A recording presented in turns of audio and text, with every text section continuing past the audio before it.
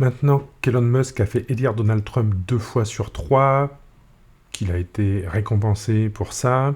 avec le ministère du Doge, et les IA aussi commencent à sortir du babillage incohérent,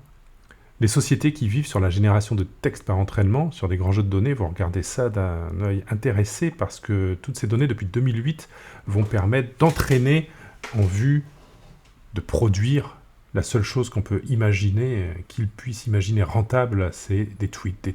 pour influencer les élections et les vendre à prix d'or.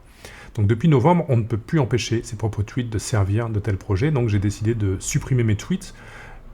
et d'archiver mes tweets avant ça, en allant dans le menu confidentialité sécurité, télécharger une archive de vos données. Je ne vais pas désactiver pour pas que ce soit repris, mais je vais le vider pour pas que ce soit utilisable.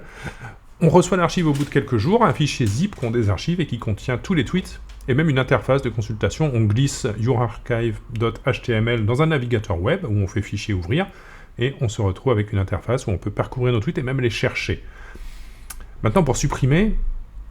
il faut aller sur TweetXer, sur le site de GitHub, qui va nous proposer un code à copier-coller dans un endroit de notre navigateur. Il faut utiliser Chrome, très important.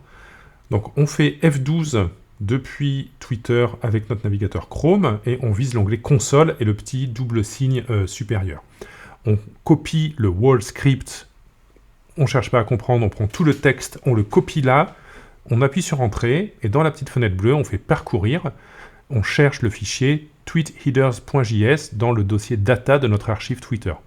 Grâce à ça, tous nos tweets sont reconnus, comme on est déjà identifié, TweetXer fait le travail à notre place, et en 1 heure ou 2,